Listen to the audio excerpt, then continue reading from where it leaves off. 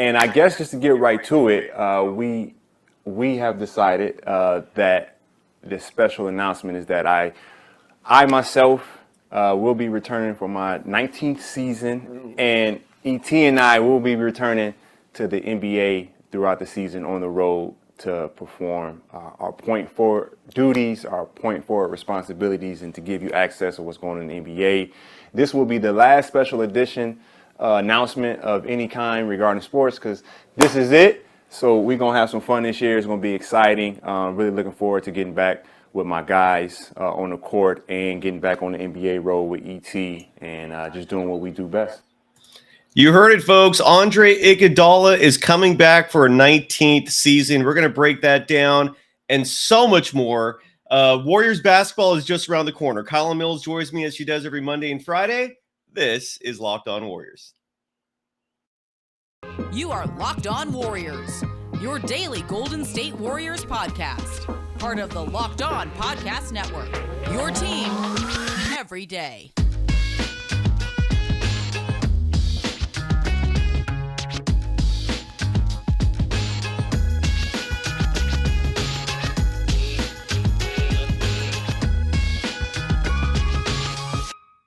Thank you for making Locked On Warriors your first listen every day. We are free and available wherever you get podcasts. Today's episode is brought to you by BetOnline. BetOnline has you covered this season with more props, odds, and lines than ever before.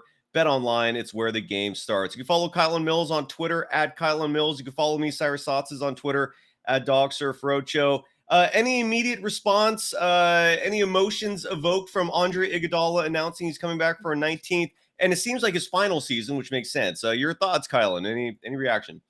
First, I saw it coming. I tweeted yesterday after, hearing from Bob Myers and Steve Kerr at the team's kind of like season opening media availability. I said, I have a feeling an announcement's going to come down tomorrow because Andre's been doing his podcast, The Point Forward, and they've been releasing new episodes on Friday. Training camp starts Saturday, literally tomorrow. I was like, how much longer can he wait? Like, he could not wait much longer.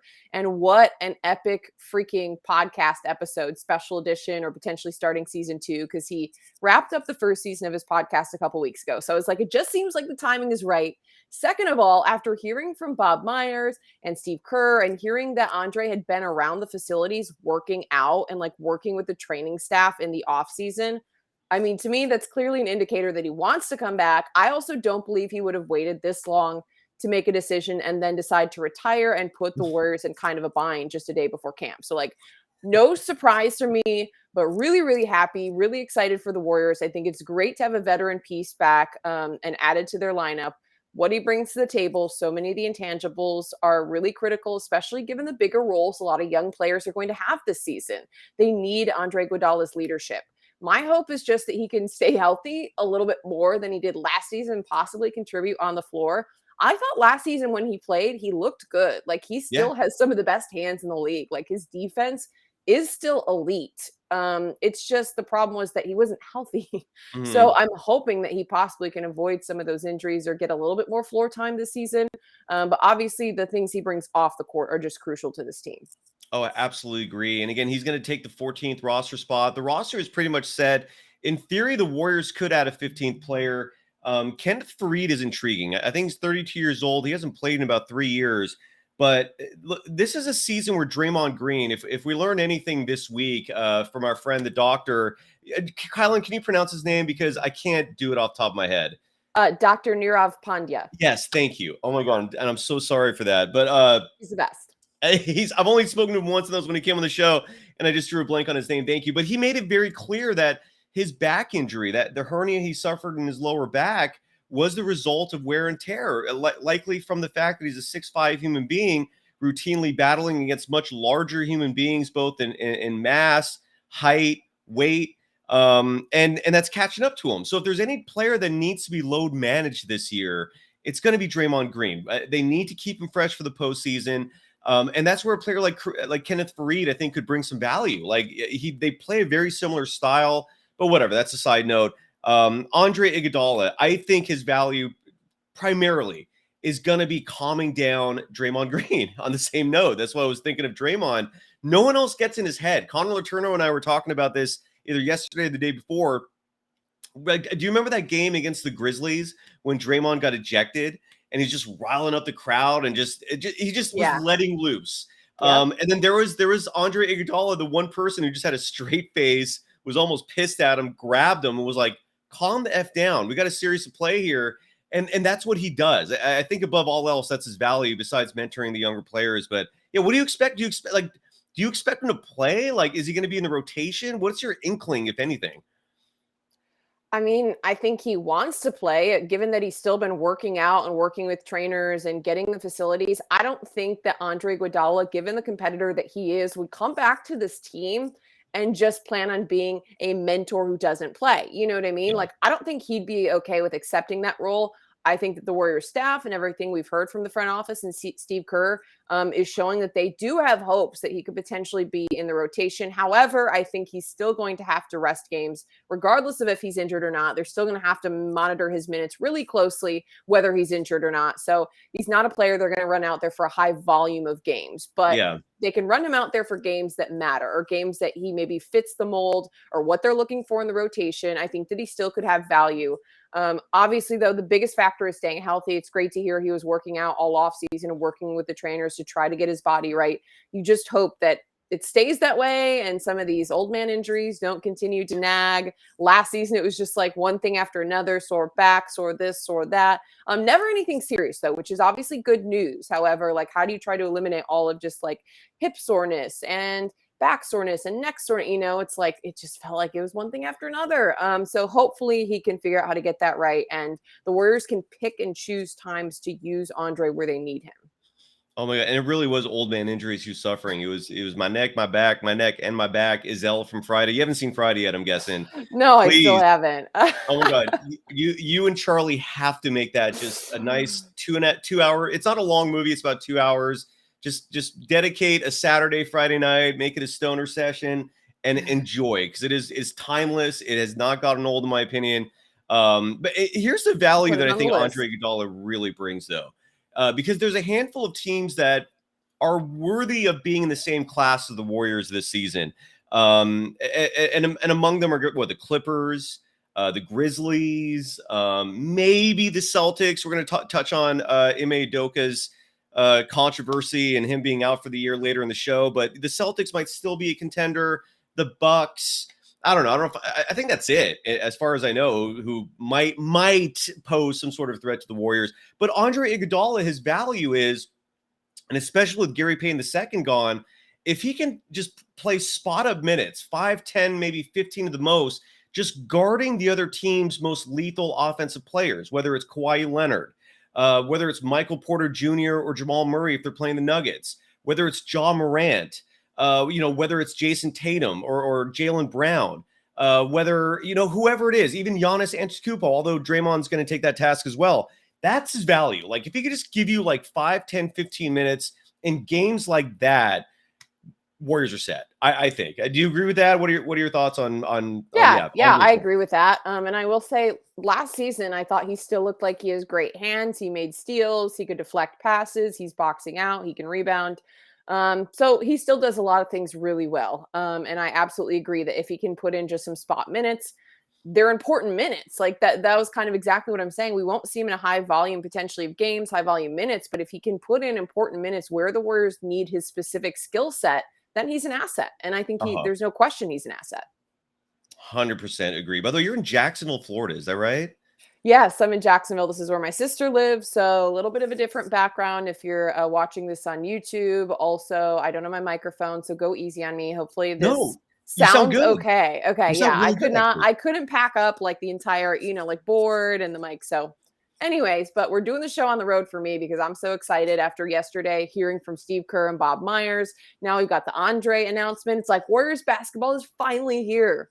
Could not miss this episode. So excited. And speaking of the city of Jacksonville, I mean, makes no damn sense. I've always said that when it comes to them having an NFL team, it makes no damn sense. Like, why does, I mean, you were speaking off the air and you said your sister loves it, but and it might be a great city to live, but I just do not understand that city having an NFL team. It's weird. It makes no sense. ESPN, by the way, released their final rankings of individual players. They rank them from 1 to 100, and they released their top 5. And where they place Stephen Curry is not surprising, but the disrespect is real. And we'll talk about that in just a moment after we talk about a longtime sponsor of this program. I actually have this new overlay, Kylen. Look at this. Like, it goes right under our screen.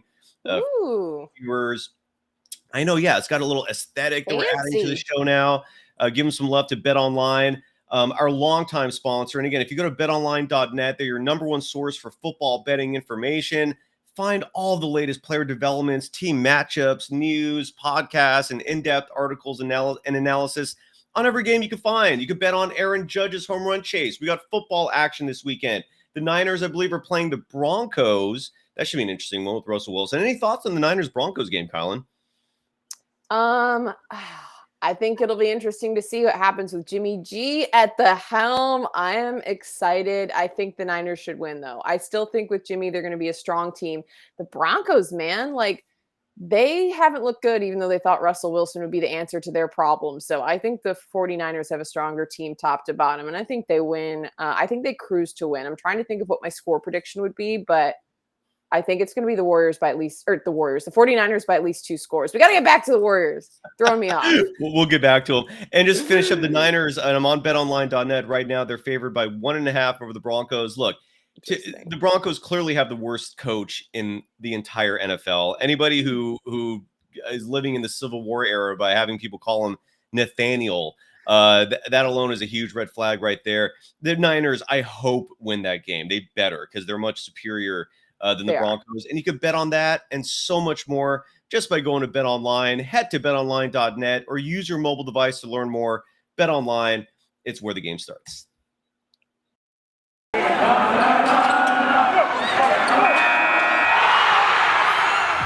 are Locked On Warriors, your daily Golden State Warriors podcast.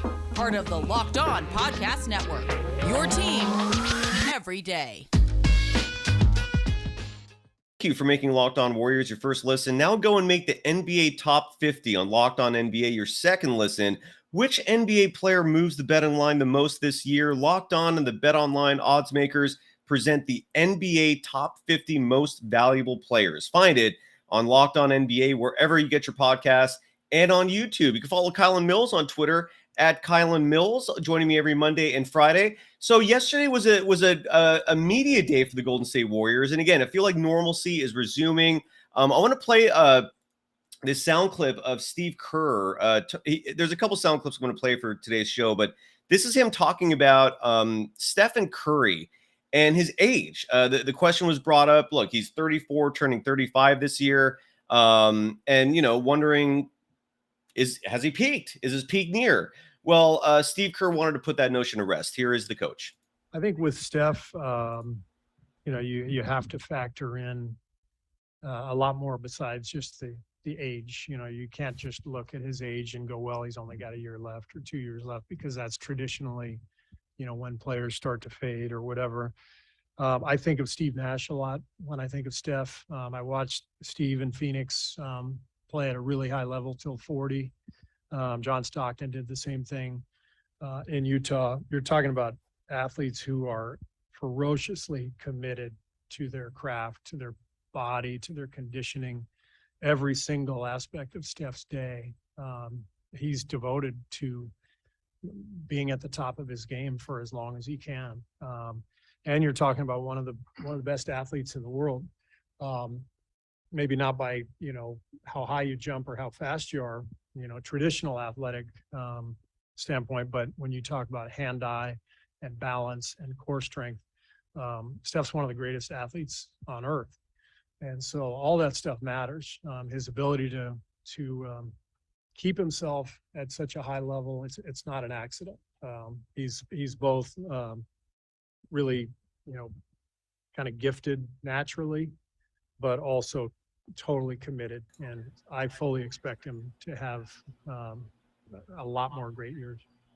Agreed. And the reason why I play that clip especially is because ESPN yet again, in my opinion, I hope I'm not getting my panties in a bunch, Kylen. But here are the rankings from ESPN for their top 5 this year.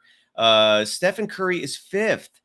He trails Joel Embiid, Luka Doncic, Nikola Jokic, and Giannis Antetokounmpo. Your thoughts on Kerr's comments about Steph's longevity and the top 5 rankings, Colin?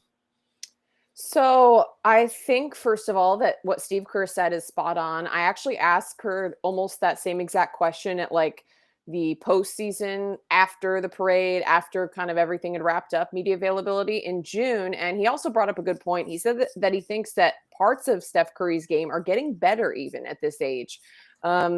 You look at his shooting numbers, maybe they haven't improved in certain areas, but his defense, it's on the defensive side of the ball that Steve Kerr pointed out he feels like Curry doesn't get enough credit for the way that he's really developed that defensive side of the game versus early on in his career, like he was definitely a one-way player, and that way was offensive in his shooting ability. But he's really come a long way in developing that defensive side of the game. And Steve Kerr said he felt like Curry is still peaking, like he's still on his way up. The challenge now is just to manage his minutes and to make sure that he's not putting too much strain on his body in order to continue elevating his play. I mean, you look at his 43-point performance in the NBA Finals against the second best team in the world, and he's still able to do that. To me, he's nowhere close to being washed or wrapping up. Also, Curry's style of play and being able to shoot, like that's not something that goes away. And like his quick release, his ability to catch and shoot, like that's not something that goes away with age. He's not a player who's like super, physical and banging under the boards, like someone whose body takes as much wear and tear when it comes to like a Draymond Green, for example, who's going up against these bigger players. And you talk about that lower back injury. Although I will say that Curry does not get any calls, like they never go his way. He does get pushed around all the time. But in general, just compared to like a Warriors big like Draymond Green, who's going up against even bigger players than him, at least Steph doesn't have to contend with that. All that being said, I think the Warriors will have to be careful in managing Steph's minutes. We're not going to see him for 82 games this season. I think that's clear. What matters is that he's good to go when the postseason rolls around. And that's when Steph knows how to really turn it on, push himself, and, put in that high volume of minutes because it's over a shorter period of time. We just won't see that all season, which is fine because this Warriors team is deep. And some of the youngsters we saw emerge this last season, they could handle that workload as well. And I think they're going to be just fine this season in the moments that Steph's off the floor. As far as the list, okay, so like I feel like Giannis, understandable. I don't know. I feel like I could see Curry at 3. I'm curious as to where you think is a non-disrespectful place to put him, because top 3. Nikola Jokic is at the top of his game and had another incredible season for the Nuggets. And I think it's difficult for me when you compare Steph to players who are so different from him, but Jokic did carry that Denver Nuggets team. And I think that 3 would be a more appropriate place for Steph than 5. But I'm curious as to, is that considered disrespect to you? Like, do you think you should see him at 1? Should he be at 2? I mean, like, what is your I think I can understand if people make the argument for Giannis being 1. I get it. But the reason why I put him ahead of Jokic is, as good as Nikola Jokic is, and he's phenomenal, and he's a 2-time reigning MVP, he's a defensive liability. I mean, that's really what the Warriors exposed in their first round matchup, was that he can't defend anything. And you can hide him because most other teams also have a center out there, and you don't need, a fantastic skill set to guard most other bigs in the NBA if you're big yourself. But the Warriors don't have any traditional bigs. So Jokic was exposed, and they routinely attacked them. And defense is such a vitally important part of the game that I do think that's where Jokic should not be as high as he is. That's where I think he's just a little overrated, is because you have to take defense into account. And Steph is not a liability, provided he's guarding someone similar in stature. And usually there is at least one point guard out there, or usually he's not at a point in his career where he can be exposed the way Jokic is. And so that's why I would put him at 2, if not 1. I don't know. Does that make sense or no? Yeah, no, I get where you're coming from. Yeah, I understand where you're coming from. However, I think the Warriors also did a good job in that series of exploiting Jokic by putting him into some mismatch situations and trying to put those quicker players on him. I think that he's fine on defense. Like you said, when he's playing against a more traditional big, he doesn't stand out as much of a liability. So right. I think it also depends a little bit on how well the team they're playing against, their opponents have game planned against him. And I thought the Warriors did a good job of exposing him and getting some of those, beneficial switches to where Jokic was totally outmatched or unable to, guard one of the faster players. But I think 2 or 3 is fair. I think being behind Embiid, like, that's surprising. That's disrespect, man. That is. I mean, I get Embiid's good, but he's not better than Steph. That's outrageous. I don't know. It's weird. I want to also point this out. This is courtesy of Warriors Muse. You can follow them on Twitter at Warriors Muse. They're kind of playing off Stat Muse in terms of providing a lot of interesting stats. But they found Stephen Curry's ranking from ESPN over the last 10 years. And when you see this, it is staggering, because and the argument I keep hearing that does piss me off and infuriates me is the fact that in almost any other season, the finals MVP comes in the next year with glowing accolades. And he's widely considered to be top 1 or 2, 3 at the worst. I know Andre Iguodala is probably an exception to that from 2015, but Stephen Curry in 2013, he was 6th, 2014, 6th, 2015, he was 4th. I believe that was coming off the first championship. 2016, he was 2, 2017, 4, 2018, 2, 2019, 6, 2020, 8, 2021, he was 5th, and 2022 also 5th. For a player who is now widely considered to be the successor to, I guess, LeBron James in terms of just being the best player in the game, the most influential player in the game, the most popular player in the world, I do think that's a little disrespectful. I don't know. I feel like if Stephen Curry was playing on the Knicks, I don't think he's disrespected like this. It might just be an East Coast bias thing. I don't know. Like, do you have a theory on why he's routinely ranked this low? Is it height? Is it like a visual thing where most people have a hard time just translating someone with his appearance into being the most dominant player in the game? I don't know. What are your thoughts?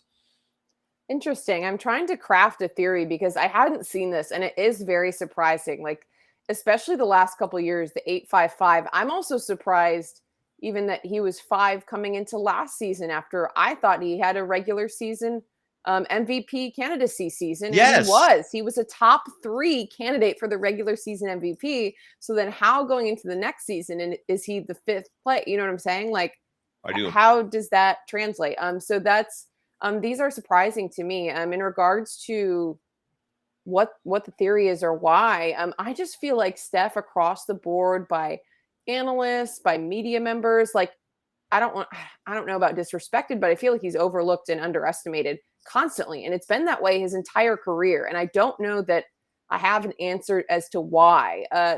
When he completely revolutionized the game with the 3 ball, it's just kind of crazy that he's underestimated and overlooked for some bigs, for example, in some of these rankings. It just, it's surprising. I don't know. East Coast bias, that's one theory. I don't have a good theory, but I just feel like it's a theme, not only from this year, but for Steph's career. I just feel like it's a theme that he's overlooked. But like I always say, I think it's fine. Like Curry, like we talk about, reads this stuff. He sees this stuff. He uses it as motivation. So let's watch him go off the season and win another MVP. That's fine. Absolutely. That I totally agree with you. He's going to use this as motivation. And I want to shift gears real quick to his Splash Brothers counterpart, Klay Thompson. Both Steve Kerr and Bob Myers had some great attributions from yesterday's presser. I'll start with Steve Kerr talking about what to expect from Klay this year. And I agree. I got said from the beginning, if there's an over-under of 23 points per game for Klay Thompson, I'm going to bet that over. I think he's due for a monster year. And here are Steve Kerr's thoughts. Yeah, I mean, he's had a great summer. I think just the peace of mind of, now being back, playing at such a high level, winning a championship, and then getting a summer without having to rehab all the time. He's in a great place mentally, spiritually. He's really happy. And I know he'll be in a good place just emotionally as he comes into camp. But I think our training staff repeatedly has told him and told us over the last year that he'll be better this year than he was, the second half of last year, just because of the nature of the injury and the rehab. So I expect him to have a big year and be more consistent. Thought he showed that he was still himself last year, but it was more sporadic. I think it'll be more consistent this year. That's I think we're all sort of. I have music to my ears. Your thoughts? We've been saying this on the pod for the last couple months, Cyrus, since the Warriors won the NBA championship in June. Klay Thompson is going to be better this season. I agree with you in that I would definitely take the over when it comes to points per game. And I just think it makes a world of difference that he has had an entire offseason healthy. Last season, he tried to jump back in after 2 years off in January, mid-season, trying to throw yourself back into NBA level, and then only 3 months later to challenge for a championship. That's not easy. That's so difficult. And, I think we saw early on, especially in Klay Thompson's return, a little bit of him forcing the game, a little bit of inconsistencies. I think a lot of times early on in his return, you saw him forcing shots, not letting the game come to him, maybe just, being a little bit overeager or putting too much pressure on himself and coming back and wanting to get back to that level right away so quickly. And it's just not how it works when you're coming back to from two massive injuries like he did.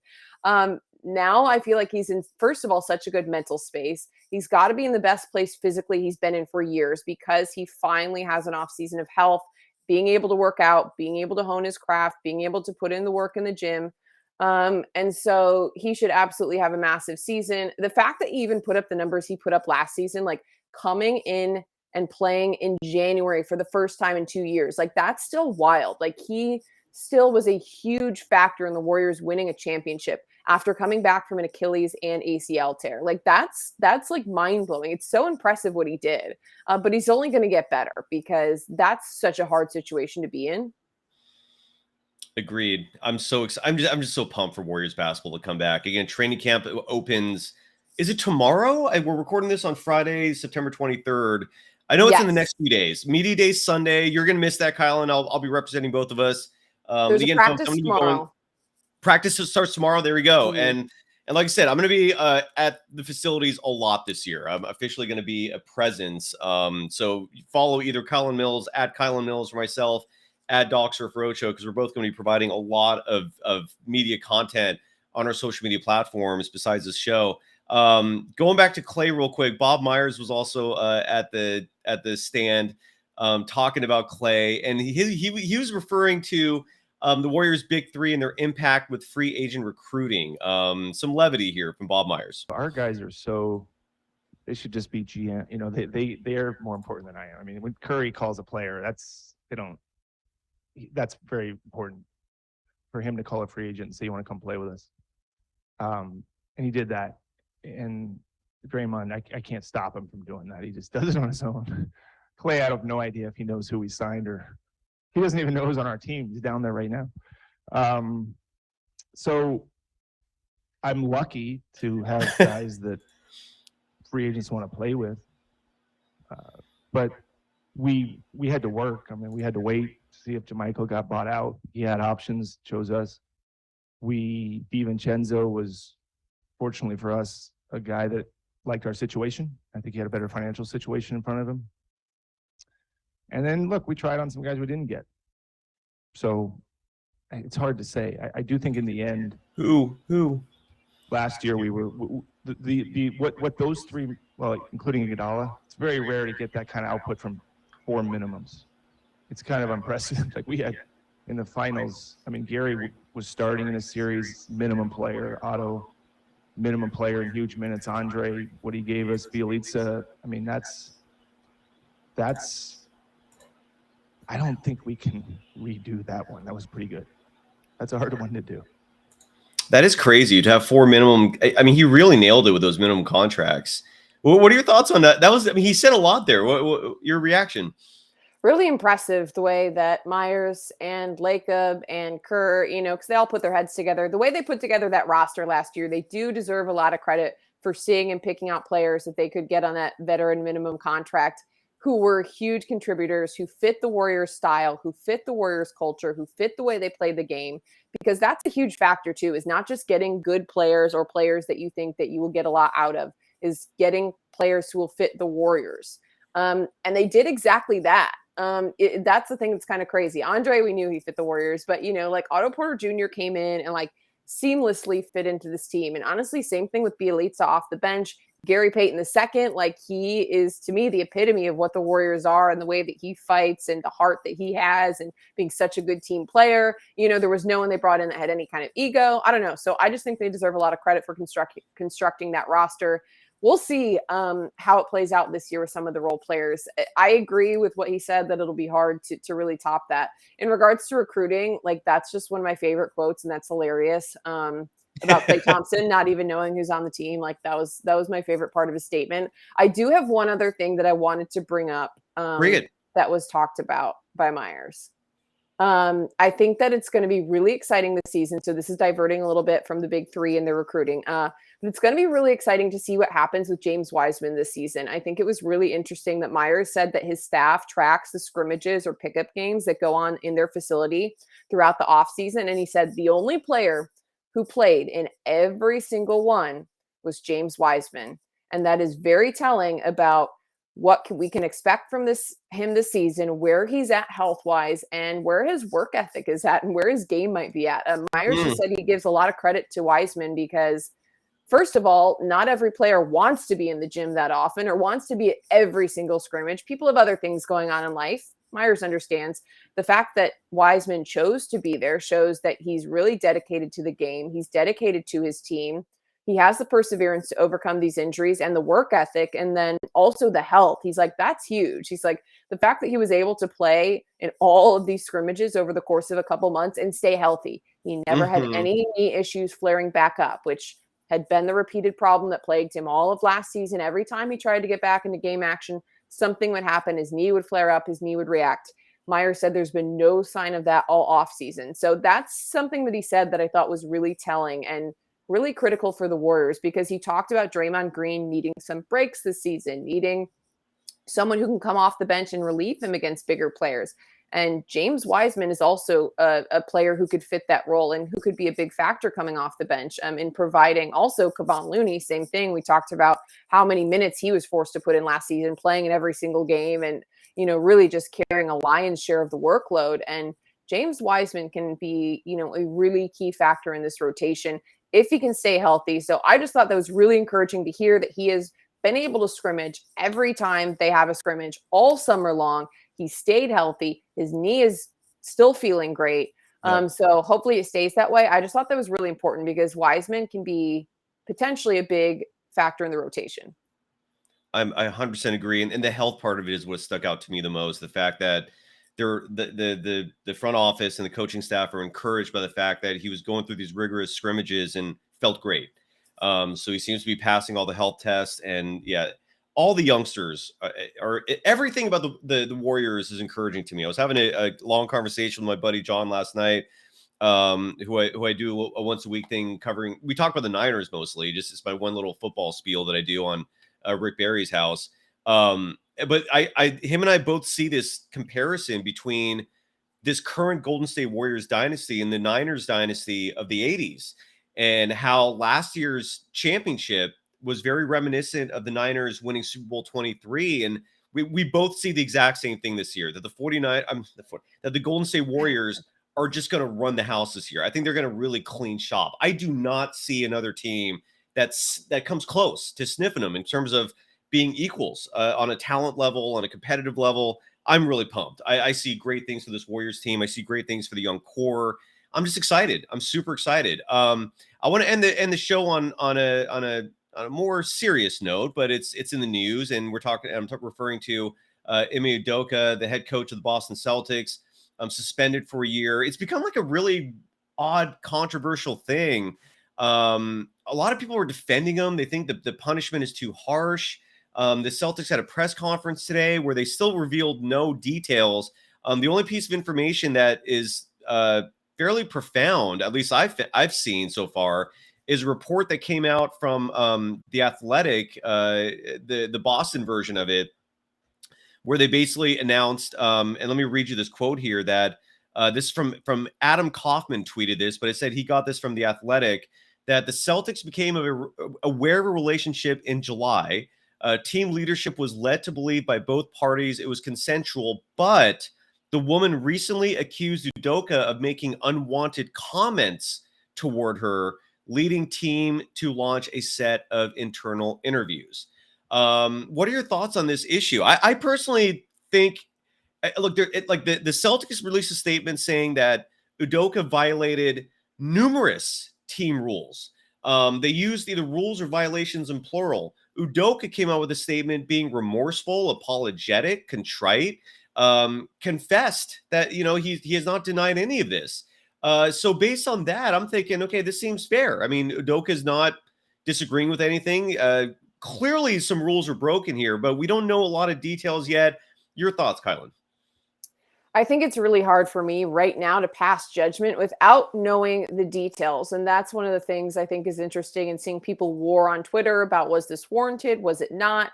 It's just really hard to say at this point because we don't know what happened. And hearing a little nugget like what you said was reported in The Athletic makes a huge difference. If there was any type of comments, any type of workplace, was he making comments in the workplace harassment, or any type of advances that were unwanted, that makes a huge difference in the way that this should be treated and responded to. And when they say breaking multiple rules, like, what are the rules? What happened? To me, there's just a lot more questions than answers right now in regards to why this punishment was dealt and how it played out.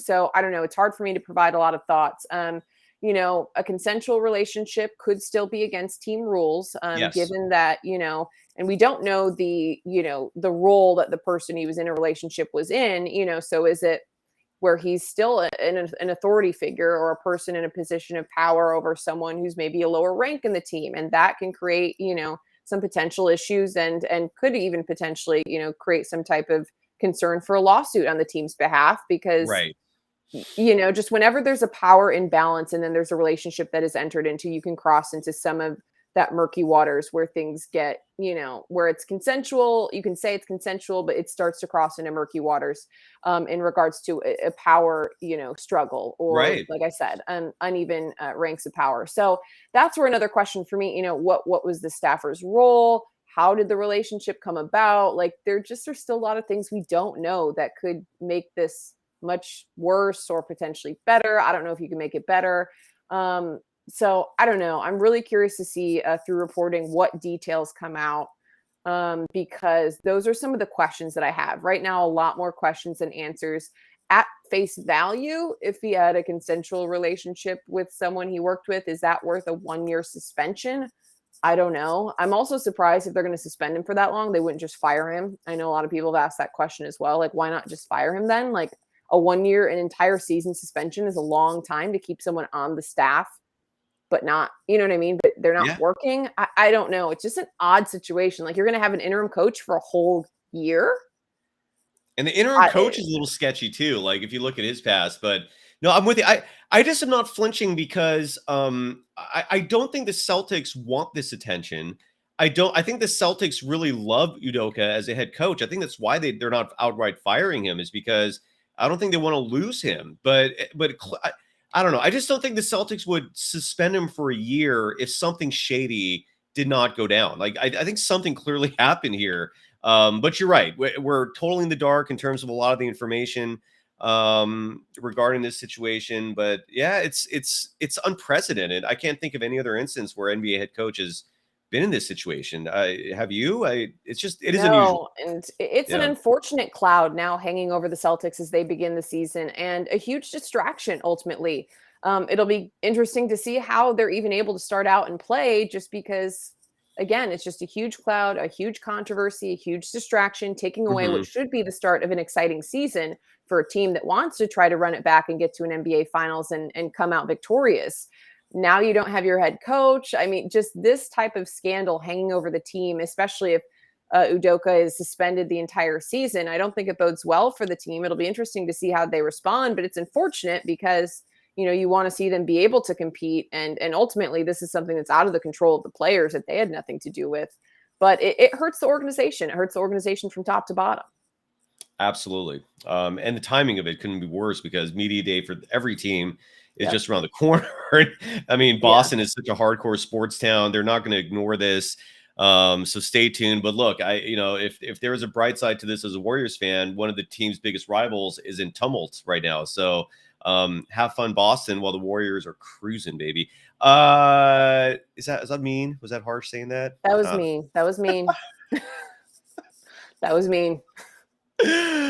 Oh well, it's sports. I love rivalries. That's all people should take from this is I'm talking smack toward a Warriors rival. If anything, the Celtics fans should be appreciative that I have this attitude because I view them as a legit opponent. I respect them in that regard. So anyways, anything else we need to cover before we call it a wrap? Are you back on the show Monday? I'll be back on Monday, and I'm excited. So, Cyrus, I'm going to be quizzing you since you're going to be the one at Media Day. I'm still going to be out of town on Sunday, so Cy is going and going to be the boots on the ground, and that means I'm going to get to ask you all the questions about what went down, what you saw, and what you thought. So I'm excited. I'm going to be putting your feet to the fire to find out what went down on Sunday and what you're able to dig up. So I'm looking forward to it. We're doing that. Have a great weekend, everyone. Again, you can follow Kylen Mills on Twitter at Kylen Mills. You can follow me on Twitter at DogSurfRoadshow and this program on Twitter at Locked on Dub. Safe travels, Kylen. We'll see you back in the Bay Area and see everyone on Monday. Later. Thank you. Peace.